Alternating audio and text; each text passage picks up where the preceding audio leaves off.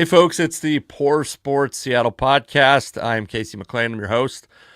Fun episode today. I by the way had a fun comedy weekend. I got to open for this dude named Ismo, who is a Finnish comedian. I opened for him at Tacoma Comedy Club, and I got to open for him at the Neptune Theater in the U District in Seattle, right next to University of Washington. I've performed in, if I counted them, like a half dozen theaters. And like sold out shows. Not like I produced a show in the Tacoma Little Theater once that holds about 300, and I sold, I think, 8 tickets. I'm not counting that in this. I'm talking about like legit headliner shows where there was a big audience in a theater, never in Seattle proper. And so I was stoked to get out there with Ismo, and what a fun group. He's a really funny comic. Go check him out. He has a very heavily European audience, but he also has a lot of stuff. He does a lot of material about, like, this isn't going to make it sound good. I'm warning you. It's like the difference between America and Finland, or America and Europe, differences in the language.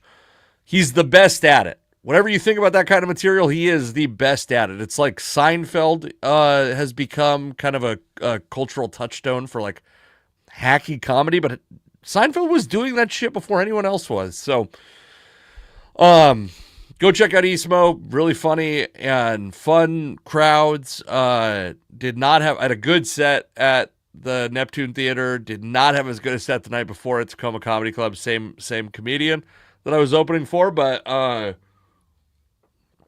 yeah, really fun. We have a lot to talk about today. We're going to talk about we missed it last week. We're going to talk about the Dave Sims Boomer Esiason controversy that I think is just one of the stupidest things in the world. Not to accidentally give my side away real quickly. I want to make sure that my this is always a bad time to do it, but I want to make sure my audio isn't too loud. It sounds too loud in my headphones. So you tell me.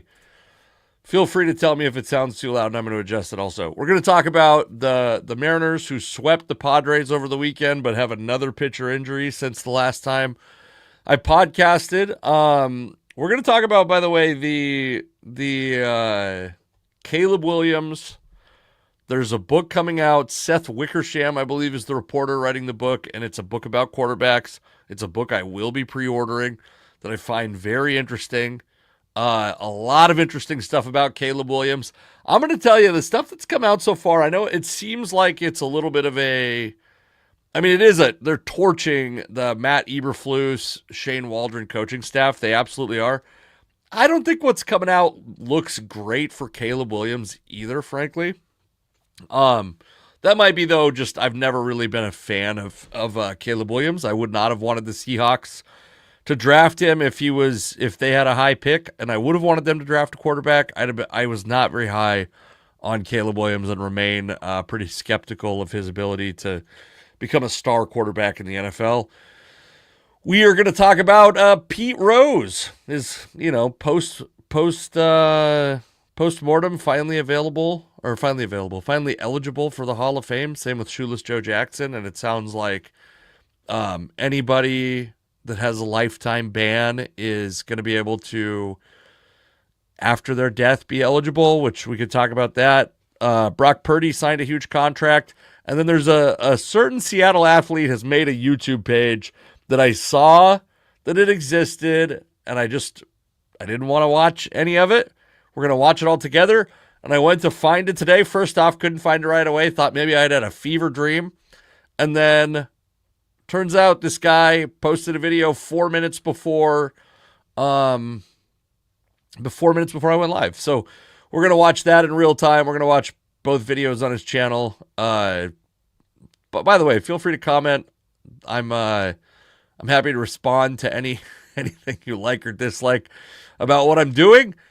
So first off, Dave Sims has historically been like a polarizing figure in Seattle.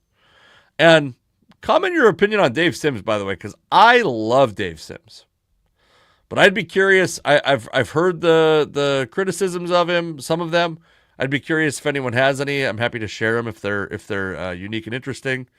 Also, we're gonna take a look at this. Let's look at this. So Dave Sims got some criticism from Boomer Esiason because he had the audacity as a career broadcaster, one of the most decorated broadcasters, I would say under-celebrated, but a guy who is as professional a broadcaster as you can be, that's in his 70s. Like, this guy is at the end of his career, and sure, the Yankees are his dream job, but he's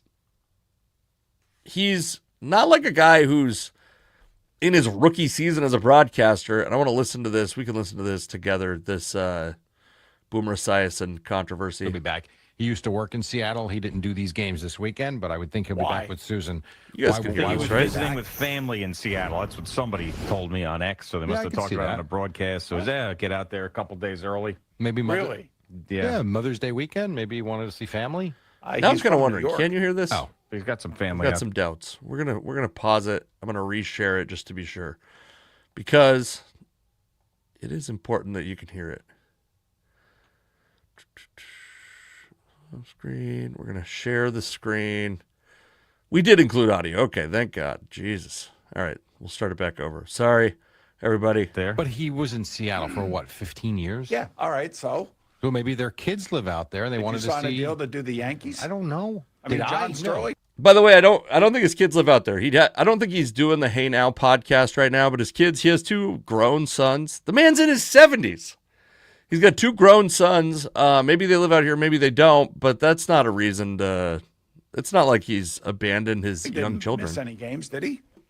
He did not miss many games. At No. the end, he missed a couple. Well, if he did, because he was sick or something, Right. Or because he was in his 80s and he didn't want to travel to certain Right. games because of COVID. But I he did understand do, that. 2,000 straight games, something like that? He Yeah, did. but what I'm saying, like, you just take a week off.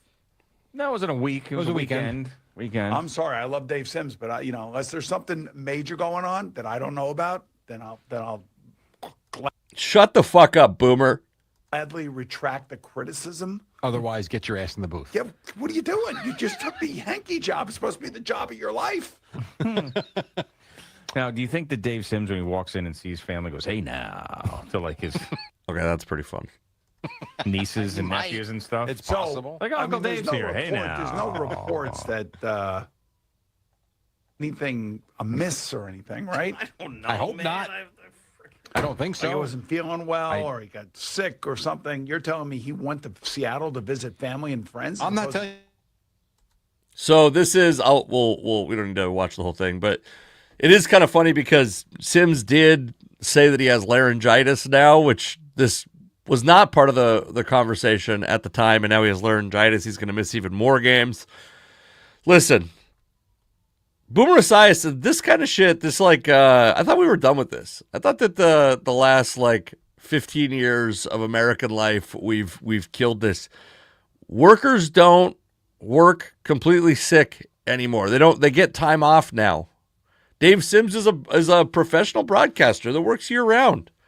I don't think John Sterling was calling NFL games. I don't think John Sterling was calling college basketball at any point during his career. And Dave Sims is 72 years old, and he's allowed to negotiate a contract with the Yankees that provides him an opportunity to see his family and to visit old friends when they're in Seattle, when he has an opportunity to, when he's on the West Coast. That's between him and the Yankees. So shut the fuck up, Boomer Esiason. I mean, I don't know if this is, obviously I'm a big Dave Sims fan, but what is it Boomer Esiason's business what arrangement Dave Sims has with the Yankees?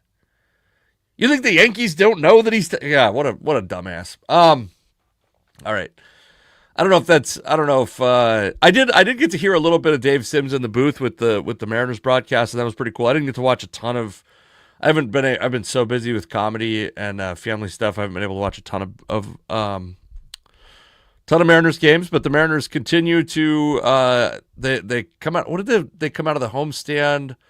They got worked over a little bit from the Yankees and Blue Jays. Is my I could look at the schedule right now, but then they sweep the Padres, which is you got to be happy about. Do you care about the Eddie Vedder Cup at all? They really want to make this a thing.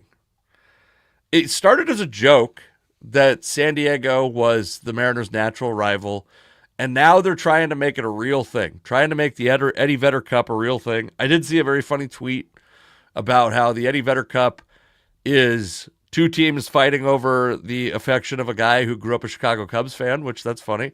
One of my best friends in comedy, Josh Firestein, is a Padres fan, so it's nice to have that over him. I actually did not talk shit to him during the whole series, so I will have to hurt his feelings after this. But I mean, it seems like this Mariners team is the real deal. I guess I won't. I won't bring that up. Next week, if someone reminds me what I was going to bring up, I will bring it up. This Mariners team seems like the real deal. I do think I don't think Donovan Solano can be on this roster too much longer. The only reason I suspect he's still in the roster is because of just general cheapness of the ownership group to, they hung on to Mitch Haniger for a lot longer than they had to. They're probably, even though he's turned in some good, I'm gonna pull up the Mariners leaders on Fangraphs just so I'm not at a point last year. I thought it would have been prudent to release Mitch Garver also. And Garver is, what you doing this year, Garver? There were points where he was looking not too bad. I was asked by somebody earlier today, someone who I will not reveal at this moment because the conversation is not yet public, but I was asked what I thought about the Mariners this year, and you guys hear my dog? My dog is losing her mind right now. I think we're getting an Amazon delivery. Hold on. Let's see what's going on my front porch. Do you guys have front porch cameras? Yeah, there's just a guy on my porch.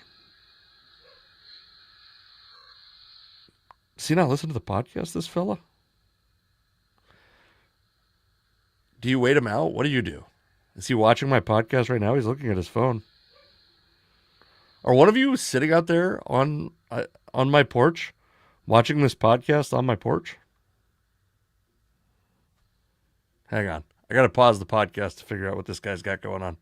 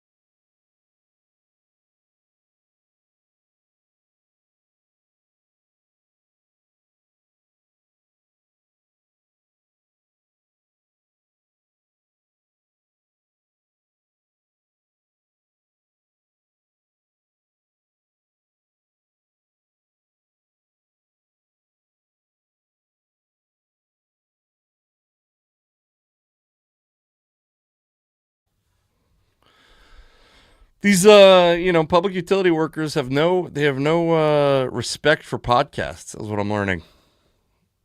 I also hate, by the time I finally go down there, the guy's leaving. So, anyway, let's get back to the, I've got now text messages coming up.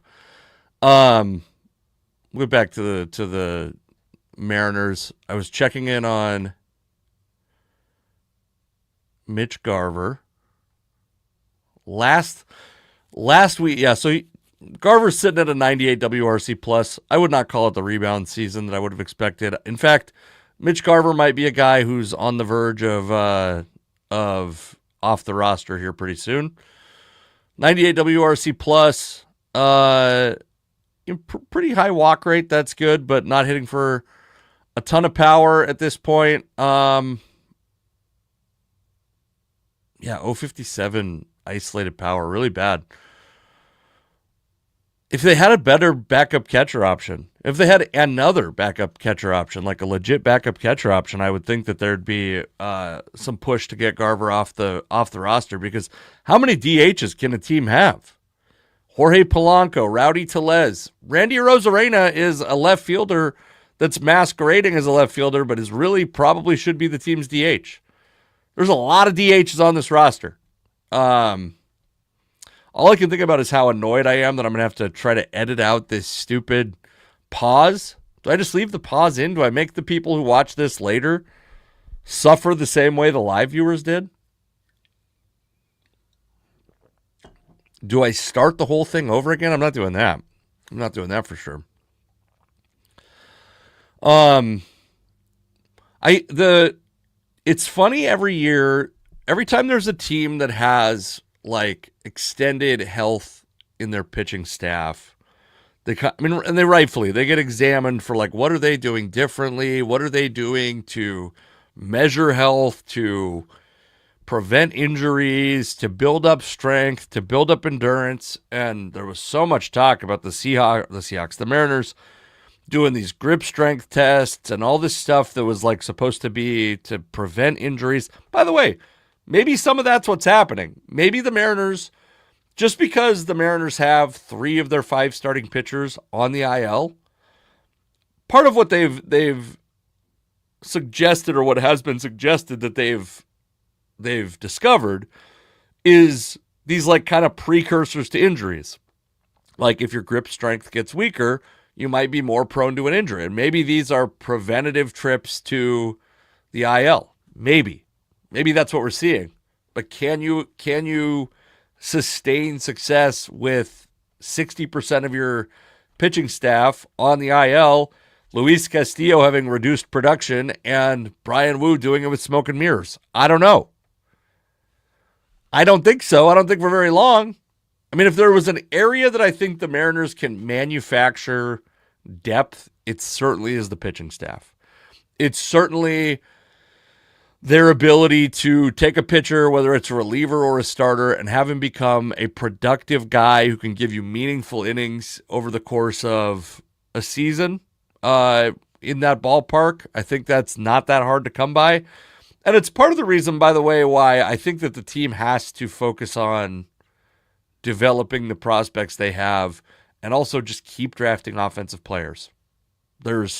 You want to have some balance, but you don't want, like the Rockies should be drafting pitchers on pitchers on pitchers, and the Mariners should be drafting hitters on hitters on hitters. Should be a huge disproportionate swing towards hitters, in my opinion, and vice versa for the Rockies, because you have to solve that problem in a way that's sustainable, and you're never going to be able to get... I think we've reached a point where an agent bringing a player to Seattle for anything short of a career-ending contract, meaning this is the last big payday that player is going to get. So that could be a 13-year deal, or it could be a 3-year deal, or a 1-year deal, but there's no platform year available to anyone in Seattle. And an agent bringing a player to Seattle to try to boost his free agent status, to boost the salary he can command, that's malpractice at this point. And agents know a lot more than they used to. This data is not only more available, more prevalent, there's more of it. There's more years of it, as well as more ways to measure how suppressive T-Mobile Park and formerly Safeco Field are. But also, like, we understand the way that impacts players long-term and their long-term value better. So, yeah, the Mariners are not going to... This problem the Mariners have where they can't acquire free agent offensive players, that's not going anywhere. And I even think if the team gets good, it's not going anywhere. Short of the team having road players start to perform at close to league average, I don't think that's going anywhere. Nobody's going to want to play in T-Mobile Park. The reputation is there. The same way, I don't think there's a ton of pitchers that are... since Mike Hampton, that's the memory I have. Mike Hampton signing, I believe, the first $100 million deal with the Rockies. Is that right?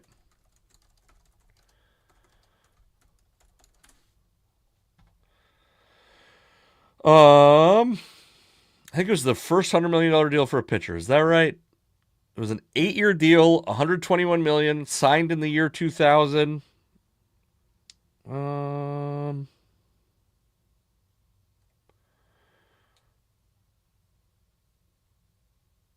don't have that. I can't get that information. I think that's right, but and then didn't they brought Al Leiter there too, right? Was Al Leiter in Colorado? Al Leiter, Colorado, against the Colorado Rockies. There's another pitcher I was thinking of, but maybe Al Leiter never actually pitched in Colorado, unless it was in 2005. No, anyway.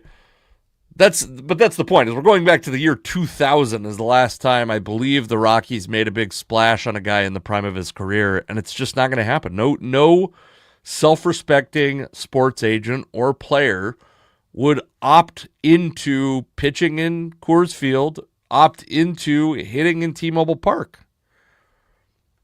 But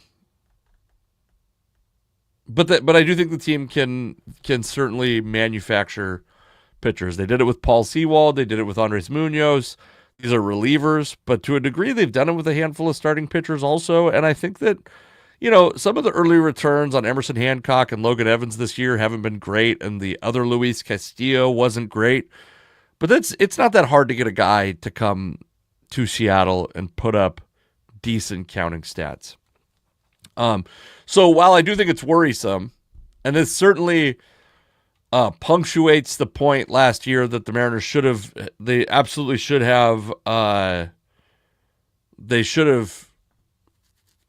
gone for it at some point in the last couple years. Oh my God, I got to go into airplane mode. You guys can't see this, but it's just like I have a whole bunch of text messages popping up on the screen. That's got to be the most distracting thing in the world. That's the one problem with everything being on Apple. I'm now a big Apple guy. It's so annoying. I hate it. I was a PC guy for decades, and now I'm like, my tablet, my phone, my computer, everything's Apple. It's all connected, and I can't escape these goddamn text messages. I can't even remember what I was rattling off. Yeah, I mean, I was talking about that. The Mariners should have gone for it. That's the argument for it, is that this pitching staff wasn't always going to be healthy. And by the way, there's no catastrophic injury at this point. It seems like George Kirby's going to come back. It seems like Logan Gilbert is headed in the right direction. Bryce Miller, they're saying all the reports are that it's good news. I've got apprehension it's only based on 25 years of the last 25 years of pitcher arm injuries, and how often this means Tommy John surgery and missing the rest of the season.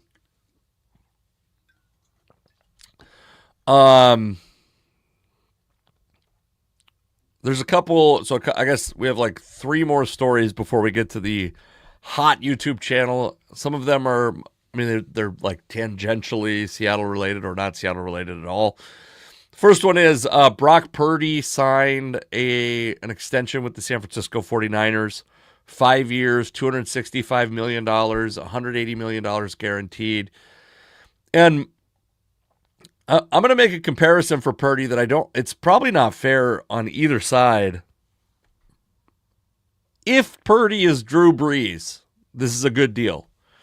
And he has some of the same positive traits that Brees had. I mean, Drew Brees, by the end of his career, was like there was very little arm strength there. I think that earlier in his career, we underestimate how good of an arm he had, how much arm talent Drew Brees had, and also how much athleticism he had. Purdy's got a little, I think maybe underrated athleticism, does not have great arm strength. Everything you hear about him is this man is an elite processor. Nobody processes like Brock Purdy. And theoretically, that's something that won't age super quickly, although, offenses will evolve. Will Brock Purdy be in a position physically to play in modern offenses, to play against modern defenses? It's a 5-year deal. The NFL, the way it's structured, no deal is really longer than a 3 or 4 year deal. You can usually get out of it after 3 or 4 years. There's like a few notable exceptions to that probably, but not, I mean, the majority of these deals, and $180 million guaranteed. How that's structured, we'll find out if that's guaranteed salary. Also a complete no trade clause. So what it seems like is, at the very minimum, we don't know the structure yet, but the 49ers are probably stuck with Brock Purdy for 4 years, $180 million would be my guess. And that's not, so that comes out to $45 million a year. It puts you in the, I think that's actually the Kirk Cousins contract, wasn't it? Kirk Cousins Falcons contract. Yeah, 4 years, $180 million.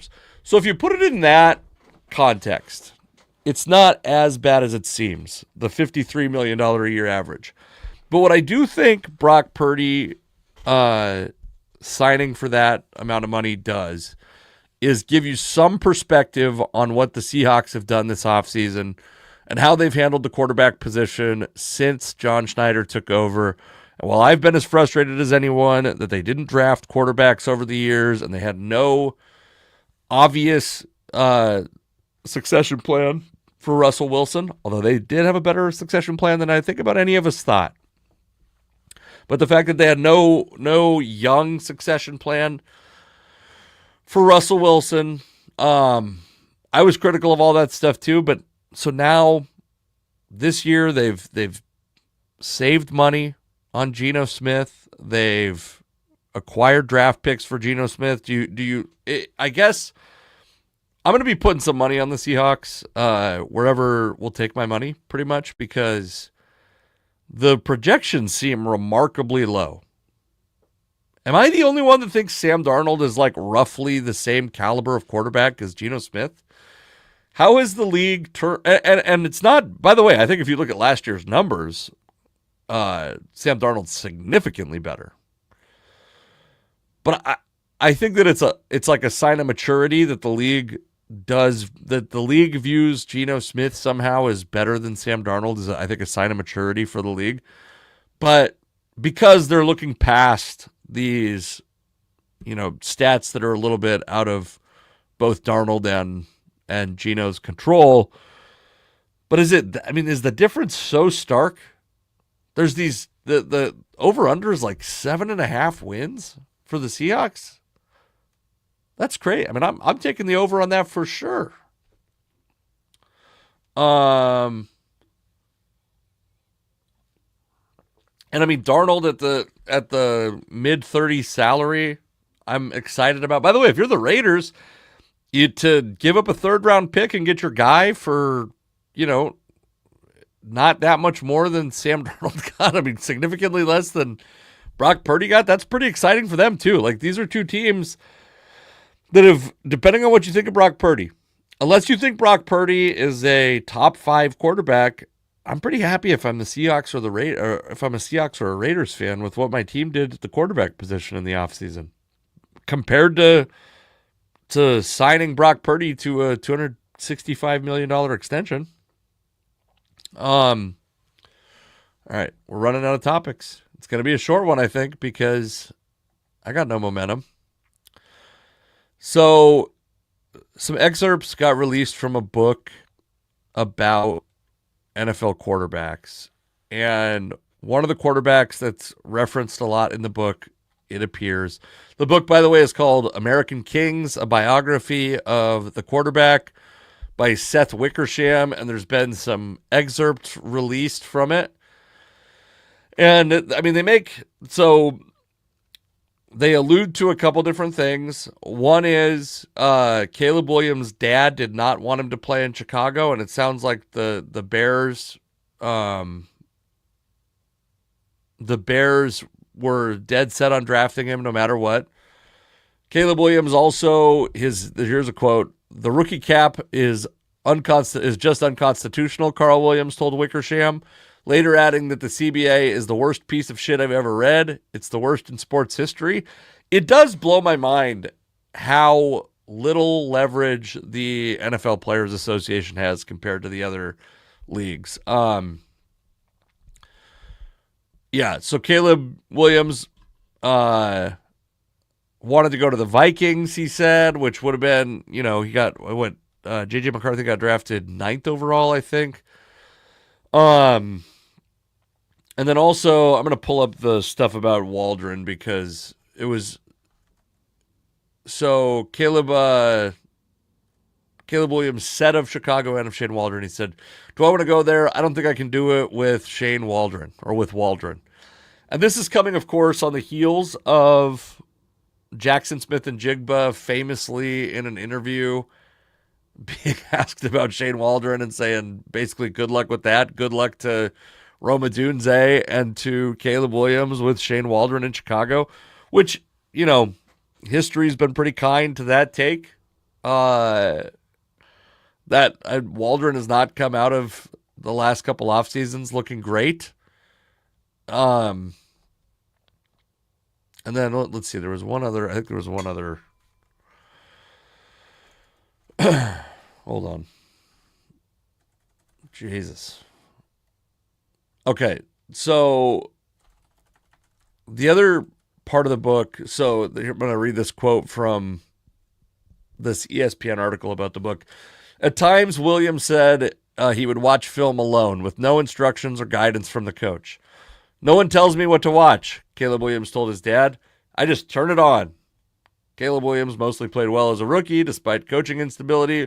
For the year, he completed 62.5% of his passes with 20 touchdowns and 6 interceptions. He was sacked a league-leading 68 times. And that is a staggering number of sacks. That's 4 sacks a game on average, right? Yeah, I think that's exactly 17 games, or exactly 4 times 17 is 68. Look at me doing math. Look at me doing math right on the podcast.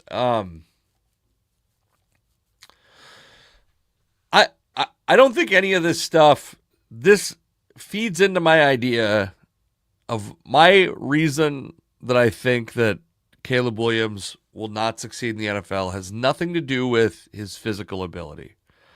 And it has nothing to do with, by the way, I mean, there's no indication that Caleb Williams, can't run a pro-style offense or doesn't have the intelligence to be an NFL quarterback.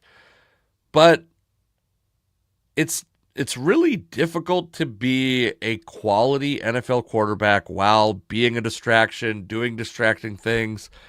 And I mean, outside of I think that Cam Newton, the level of distraction he became has an inverse correlation with his success. It seemed like the more of a distraction he became, the less success he had as a quarterback, the less success the Panthers had. Baker Mayfield, to a degree, was a distraction, I thought, and has not been in Tampa Bay. I think he's certainly turned his game around quite a bit. The last guy that I can think of who was really a big distraction and his team had a lot of success, and I think distraction is going to feel like an understatement for what I'm saying, is Ben Roethlisberger. And before him, there weren't that many. I mean, obviously, and I mean, I'm not trying to make light of what Ben Roethlisberger did, by the way. I'm not limiting what he did. I'm not reducing it to just calling it a distraction. But my point is, quarterbacks have to be just on their game, sharp, on their shit, and relentless. And I mean, even the fact that Caleb Williams' dad is talking to the media, and I don't mind him complaining to his dad about this because this was maybe being done under the guise of confidentiality. He did not maybe he didn't expect his dad to take this to a book, but it's going to be a distraction. It's going to be a distraction. And Aaron Rodgers, who remains unsigned. This guy is a Hall of Fame quarterback who seems to have some decent football left in him. Not a lot of interest because he's a distraction. I'm definitely going to pre-order the book. I'm very happy Shane Waldron is not in Seattle anymore. I also I guess, do NFL players need to be taught how to watch film? I know there's film sessions, and also, again, the quarterback position is super different. It requires so much more. It requires a CEO level of devotion to the position, right? An unhealthy work ethic, frankly, is what you need to be a quarterback. I don't think you can be a pro NFL quarterback and have work-life balance, for example. Arguably, that's been the downfall of many quarterbacks who became stars, and the Seahawks, Russell Wilson, maybe no exception. This desire for work-life balance, it's not available to NFL quarterbacks. And I'll acknowledge that this is on the same episode as I'm shitting on Boomer Esiason for criticizing Dave Sims for exercising his own work-life balance, but it's just not. That's not available to quarterbacks in the NFL. And this book is going to be a revelation, and it's got to be.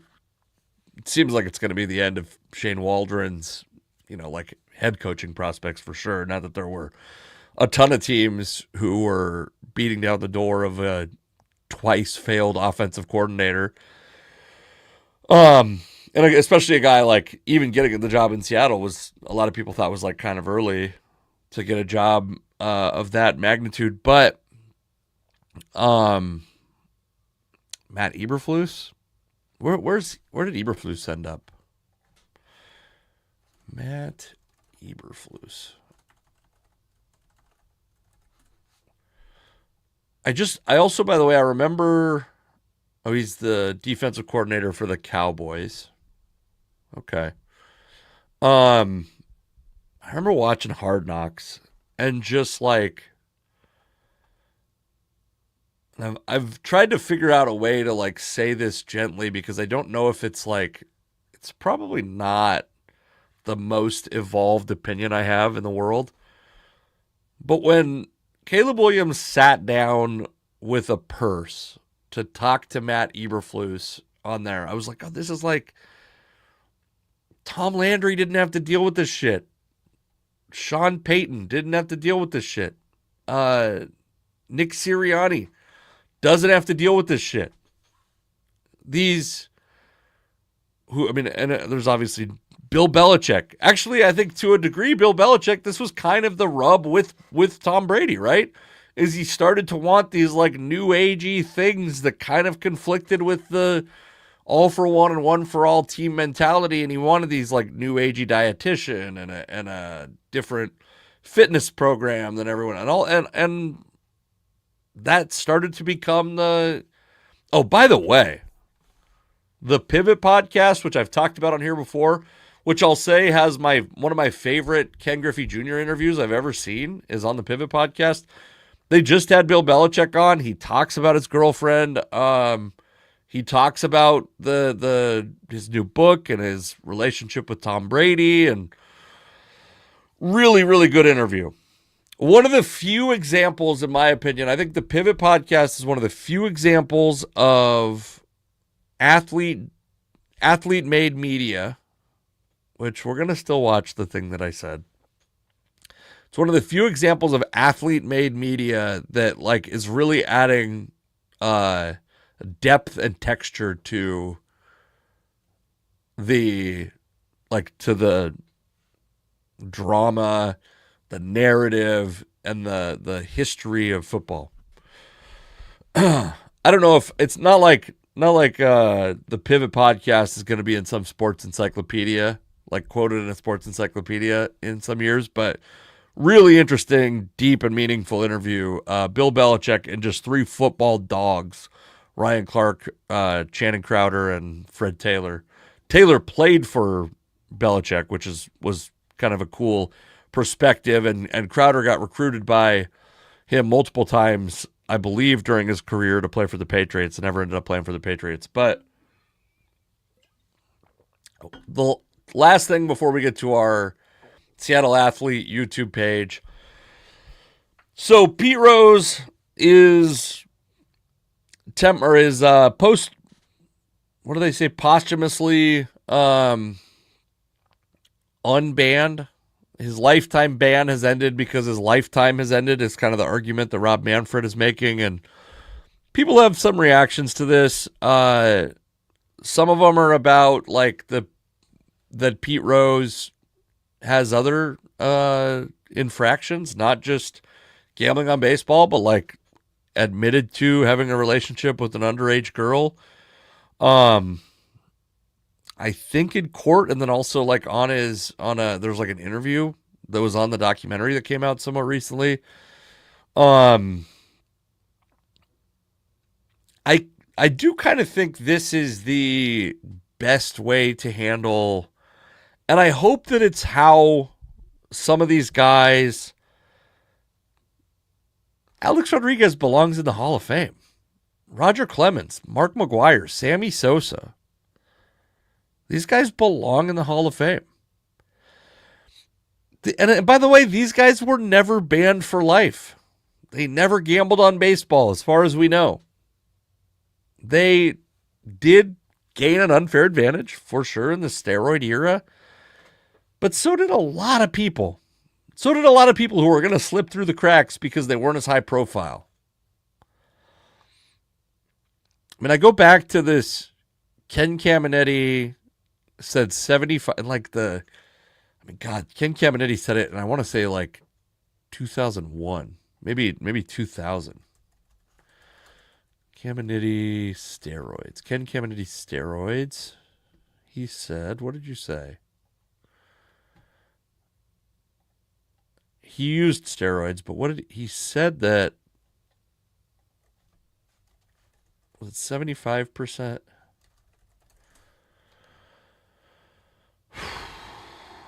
85% of major leaguers use steroids.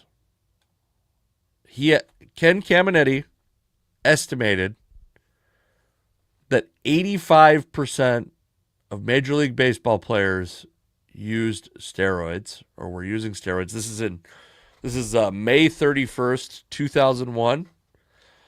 And at the time, I remember very vividly being like, no. Half the guys are pitchers.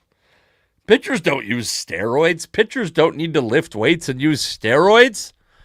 And I don't know if Ken Caminetti at the time was using steroids as a catch-all for performance-enhancing drugs, and if that even included like amphetamines, and because amphetamines have been in baseball for a long time. This is well documented. If it also included HGH at the time, if it included like, I mean, it doesn't include, like, this all happened in 2000. He talked about it in 2001. Barry Bonds breaks the record in, I think, 2003. So, like, the Balco stuff is probably post-Caminetti would be my guess.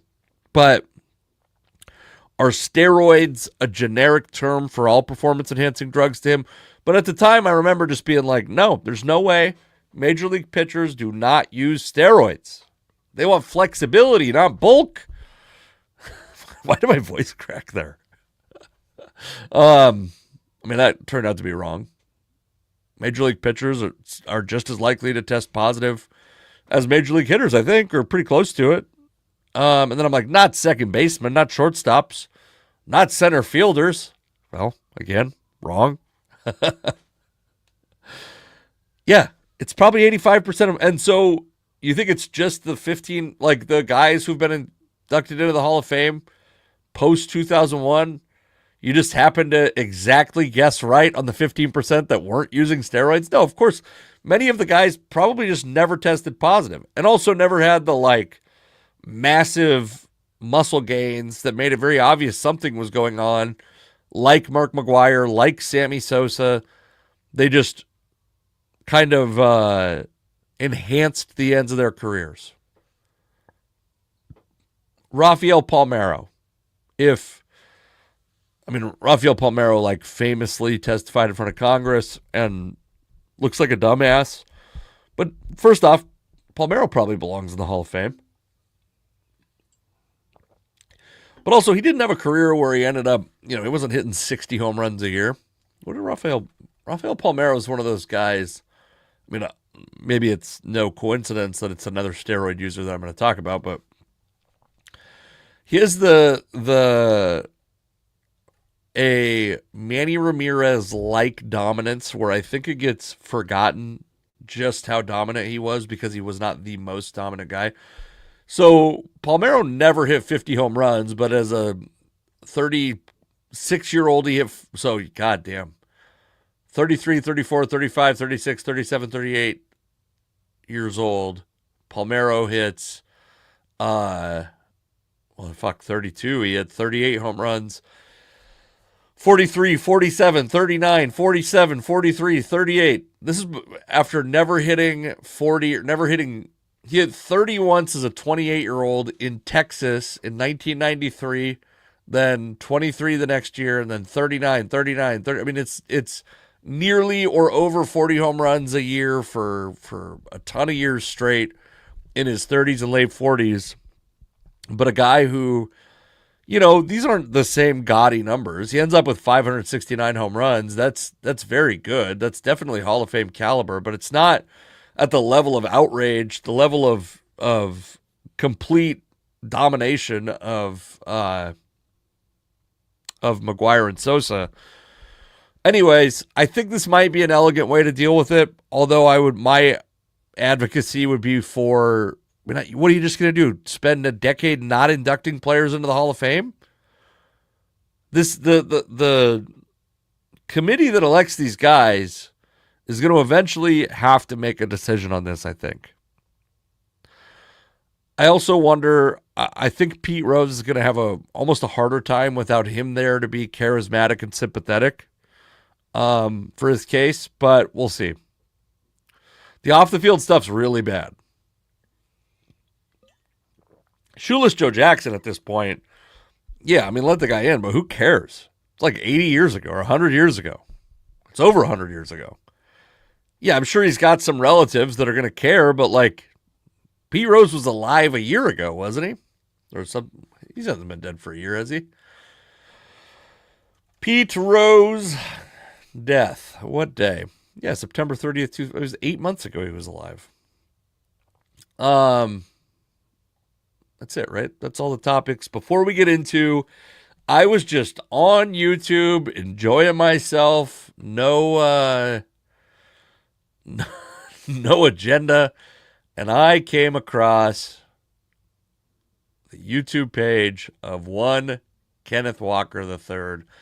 And I watched the majority of this I Started YouTube video, which we're going to watch.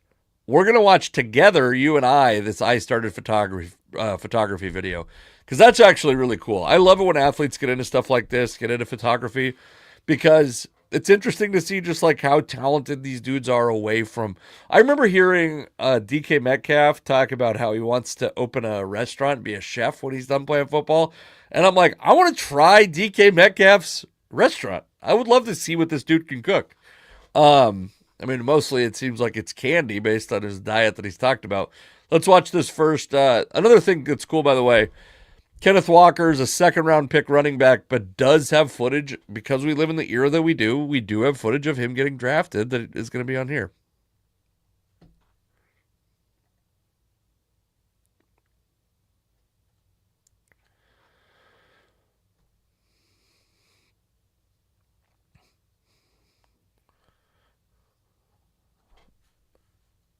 I don't know why. He sounds, and especially we're going to see, this is a younger Kenneth Walker. He's got the shaved head now, which you're going to see later. He sounds so much younger than I expect him to.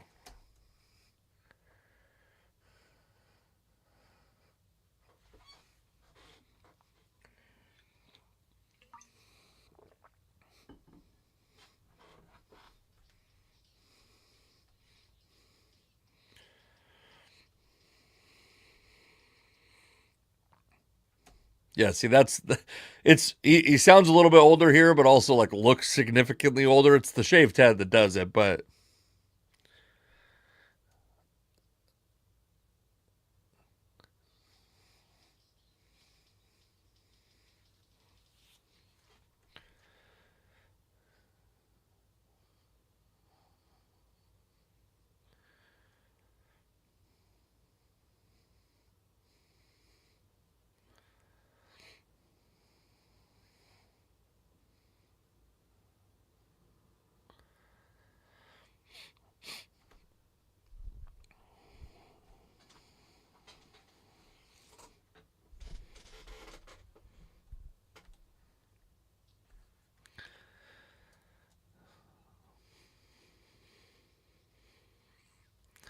So yeah, again, it's a cool time we live in that we get to see all this stuff. I'm excited to see what this is. We're gonna watch this photography video for the first time together. Like I said, it's also funny to watch Kenneth Walker like hating talking into camera because I feel that completely.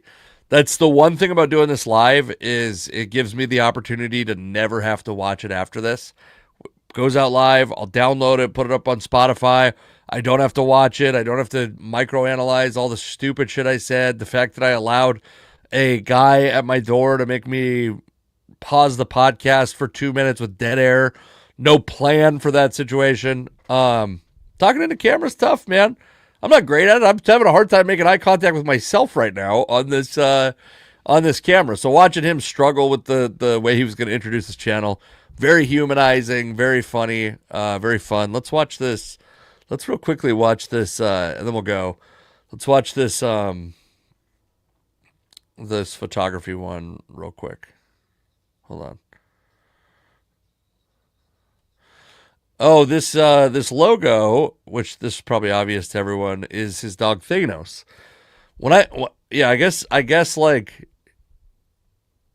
when I think of like canine and like the brand, I just maybe it's because I have a pit bull, but I just think of a pit bull, and he's got like what is he, a German Shepherd? Is this a German Shepherd?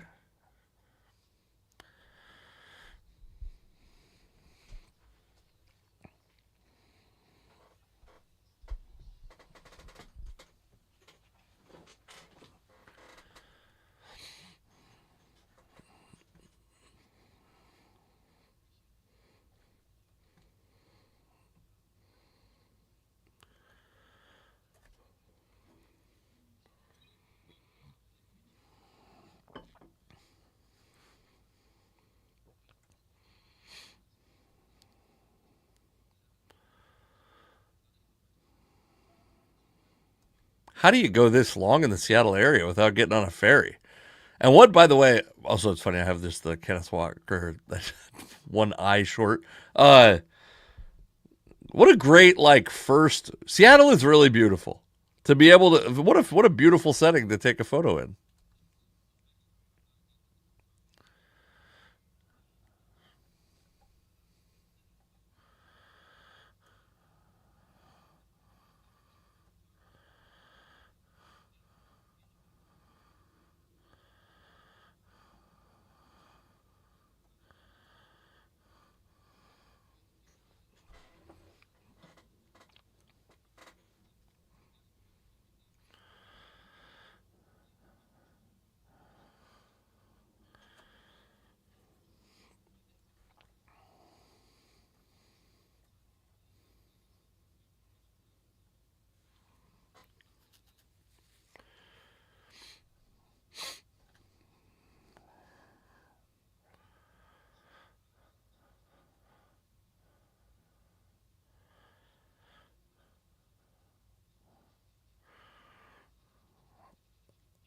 It's so funny how like everybody's just a content creator now, and so I worked with a photographer this weekend because Ismo brought a photographer out, and it's just like there's just nobody gets away unscathed. Everybody's out here creating content. We're all content creators. Kenneth Walker, NFL quarterback, NFL running back, content creator. Also, very funny that the photos he was talking about that he showed on his Instagram are all of him, so he didn't take them, but I digress.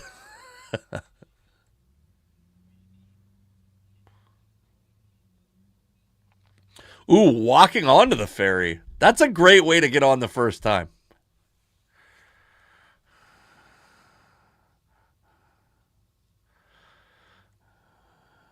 Wow, he's so much faster than Connor Mack. What is Edmonds goes to Kingston?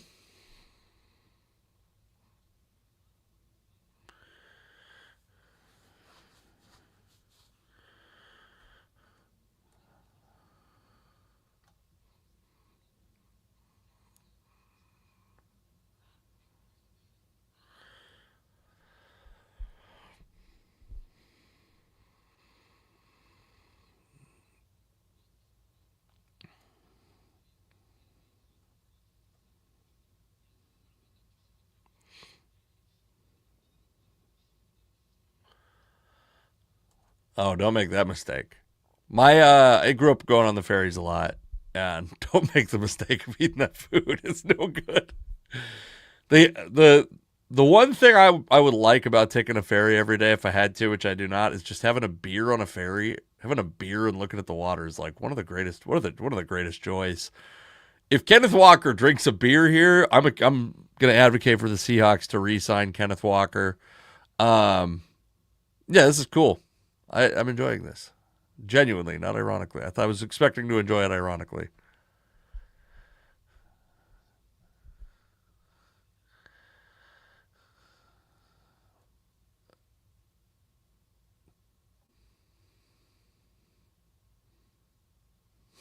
That means it sucks, by the way.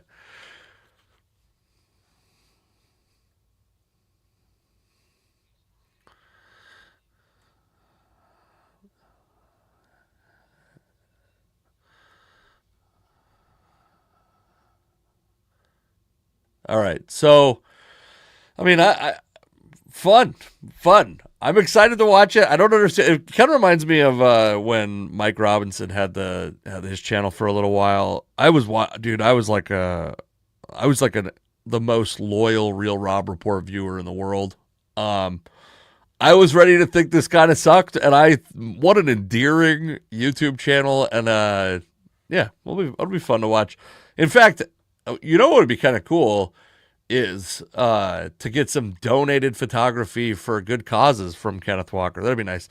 All right, I don't even know what we're doing anymore. This one went off the rails. I don't know if it was good. I don't think it was good. I don't think it was a good podcast today. I'm going to give it to you straight, folks. I do not think it was a good podcast, but we did it. It's over. Please come see me at event beat drop event. Fuck. Now I'm Kenneth Walker talking into the camera. Beat Drop Kitchen and Event Center in Lacey, Washington, this Saturday, May 24th. Evergreen State Brewing, June 13th in Gig Harbor, and at Tacoma Comedy Club 6th and Proctor on June 22nd. I'm headlining all those shows. Tickets on Eventbrite, except for the Tacoma Comedy Club one, which is on tacomacomedyclub.com. And also, my favorite comedian, Joe List, I'm opening for him at Tacoma Comedy Club 6th and Proctor, June 12th, the day after my 39th birthday. So come say happy birthday to me. Watch a show. Thank you. I love you. Bye.